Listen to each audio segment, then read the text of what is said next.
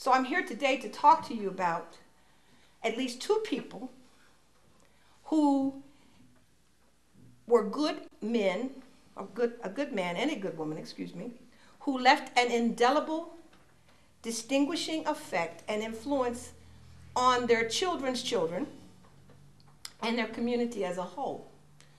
The people I'm speaking about are Ferman W. Knox, K-N-O-X, and Alice Knox.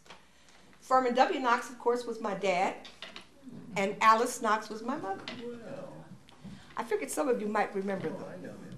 Okay. Knew him. All right. Alice left us in March of 1998, and Ferman passed away in October 2001. We called him Poppy, and each one of them left us an unforgettable effect on myself and my three sisters and their children, and a memorable influence on the residents of Kentucky, especially here in northern Kentucky. Mom was a little person. She stood about 5'1", but she was unlimited in her determination and drive to succeed against all odds. Ferman was a tall, 6'2" native Texan, and big not only in stature, but also in character and courage. Now, Ferman served in the Army in World War II, in the campaign in the Philippines, earning 5 Bronze Stars.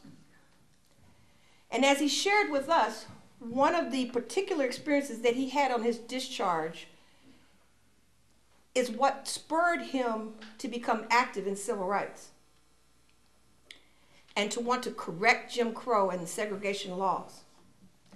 He arrived back in the States in California and went to the mess hall at the, he didn't name the particular base, but went to the mess hall to get himself a meal. And there he found German officers who were prisoners of war eating steak, while he and the other so-called colored soldiers were having hash. He said something was wrong with that picture.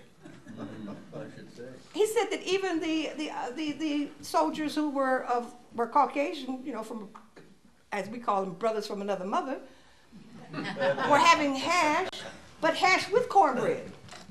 So he said there was something strange about that. Now, that wasn't his sole inspiration for getting involved in the civil rights movement. He got it honestly because when he was a boy, he witnessed and grasped the concept of nonviolent protest in his hometown of Dime Box, Texas. As some of you may say, where the heck is Dime Box? I asked that same question as I grew up. And I finally got to see it, but it's near Bryan Station, between Austin and Bryan Station, Texas. So that kind of give you a picture. All right. Now, the local general store in Dime Box was selling feed to the black farmers at a higher price than they were selling the feed to the white farmers. Oh, So Poppy's his grandfather, we called Archie, took him in tow to the general store and confronted the owner and said, look, you got to correct this. This is not fair. Well, the owner didn't want to listen. So Archie took it upon himself to organize the black farmers in the area, and they drove in their buggies and their wagons 30 miles down the road to get their feed.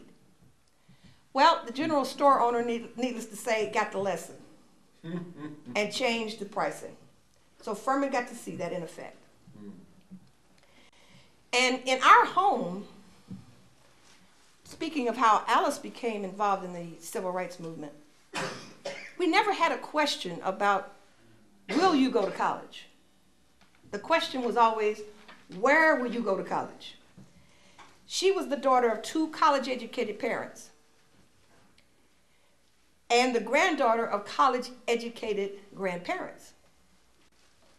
Although Mom lost her mother when she was 5 years old, both of her aunts, who were also college-educated, encouraged her to go to college.